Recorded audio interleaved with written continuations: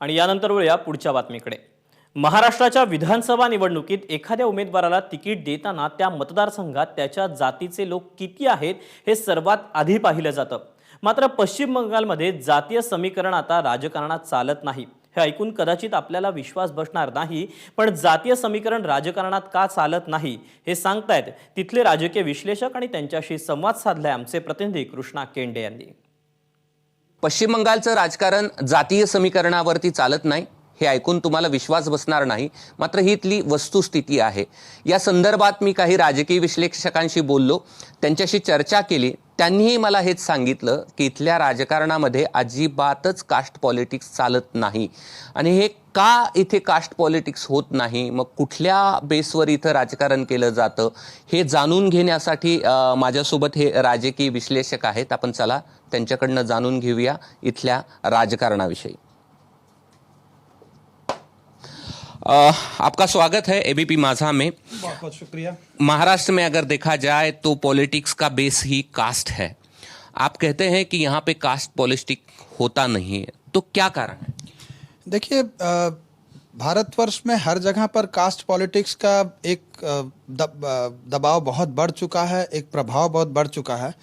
बंगाल इससे अछूता रहा है। इसके कई कारण हैं। मैं अगर आपके सामने 2-3 कारण कहूँ तो इसके लिए हमें थोड़ा सा इतिहास के पन्नों में जाना पड़ेगा। इतिहास अगर हम देखें तो भारतवर्ष में जितने भी सोशल रिफॉर्म्स हुए हैं, चाहे वो विडो रीमैरिज का हो, चाहे वो गर्ल चाइल्ड एजुकेशन का हो, जितने भी रिफॉर्म्स हुए हैं वो बंगाल से शुरू हुआ है। तो बंगाल का एक डीएनए ऐसा है कि आज भी यहाँ पर संयुक्त परिवार या जॉइंट फैमिली की अगर बात करते हैं, बंगाल में वर्ण सिस्टम की जब चलता भी था, तो आज यहाँ पर सबसे इम्पॉर्टेंट चीज़ ये देखा जाता है कि अगर भारतवर्ष में आप कहीं भी इंटरकास्ट मैरिज की अगर बात करें तो सबसे ज़्यादा कम इंटरकास्ट मैरिज भारत में कहीं भी देखा जाए, लेकिन सबसे ज़्यादा इंटरकास्ट मैरिज बंगाल में देखा जाता है। अब यहाँ जब वर्ण सिस्टम की हम बात करते हैं तो एक ब्राह्मण यहाँ पर अगर भट्टाचार्य जी, बैनर्जी, चैटर्जी जो भी है, वो किसी भी घोष, दास, किसी भी लाहिरी, किसी के संग भी वो शादी अगर करता है तो वो वेल एक्सेप्टेड माना जाता है। इन्होंने एक बात बताई, दूसरी और क्या कारण है? मतलब एक इन्होंने जो बताया कि इंटरकास्ट मैरिज है इसलिए कोई कास्ट नहीं है, और क्या कारण है? देखिए, एक एजुकेशन का भी बहुत बड़ा महत्व है। माने आप देखेंगे कि बंगाल में लोग ज़्यादा एजुकेटेड हैं और जो बंगाली समाज है वो माने पढ़ाई लिखाई, खेल, म्यूज़िक और कल्चरल एक्टिविटीज़ में बहुत ज़्यादा है। आदमी जितना आगे बढ़ता है, जितनी पढ़ाई के उसमें आगे जाता है, जितनी कल्चरल्स में जाता है, तो वो सब जितनी डाइवर्सिटी है वो कास्ट पॉलिटिक्स की छोड़ देता है।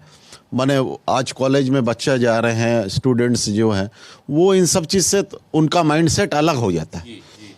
आप मुझे बताइएगा कि ये 2 कारण हम जान चुके हैं। हम इसलिए जानना चाहते हैं कि जिस प्रदेश से हम आए हैं वहाँ का बेस ही कास्ट है, तो और क्या कारण है? बिल्कुल सही कहा आपने। आपके महाराष्ट्र में नहीं, पूरा नॉर्थ इंडिया में कास्ट बेस यहाँ पे इससे सब हटके है। चाहे वो यहाँ पे कोई भी पार्टी रही हो, कांग्रेस रही हो, लेफ्ट रहा हो, अभी बीजेपी है, तो ये तृणमूल है, इनका मतलब कभी भी कोई कैंडिडेट बोलिए या कहीं पे भी बोलिए, वो कास्ट देख के यहाँ पे टिकट नहीं देते। नंबर 2, आज सभी पुराने जो नेता हैं सभी कहते हैं कि बंगाल जो आज सोचता है बाकी भारत बस वो बाद में सोचता है। तो ये एक बहुत बड़ा कारण है। यहाँ पे घर में सबको, बच्चों को आज़ादी है, वो आराम से अपने दोस्त यार के साथ में जाएं, खेलें, कूदें, पिकनिक मनाएं। और आज भी बंगाल के अंदर में जो हमारी पुरानी कल्चर है, ब्याह शादी के अंदर में धोती पहनना, आज भी वो केला के पत्ता पे खाना खिलाना, सब आज वो सिर्फ अदर स्टेट को छोड़ के ये बंगाल के अंदर आज भी ये है। कोई बंगाल देश के बॉर्डर पे थोड़ा बहुत कुछ कास्ट के ऊपर यहाँ पर राजनीति होती है, वो क्या है? वो चूंकि मतुआ समाज जो बांग्लादेश से भगाए गए हिंदू हैं, वो यहाँ आकर के बसे हैं, उनको साधने के लिए यहाँ पर कुछ लोग, कुछ पॉलिटिकल पार्टी ट्राई तो कर रहे हैं, लेकिन वो कितने हद तक इसमें सफल होंगे ये तो समय ही बता पाएगा। बट 2011 के बाद में यहाँ पर कुछ पॉलिटिकल पार्टीज जो है कास्ट सिस्टम को लाने की कोशिश में लगे हुए हैं। ये तो दिख रहा है।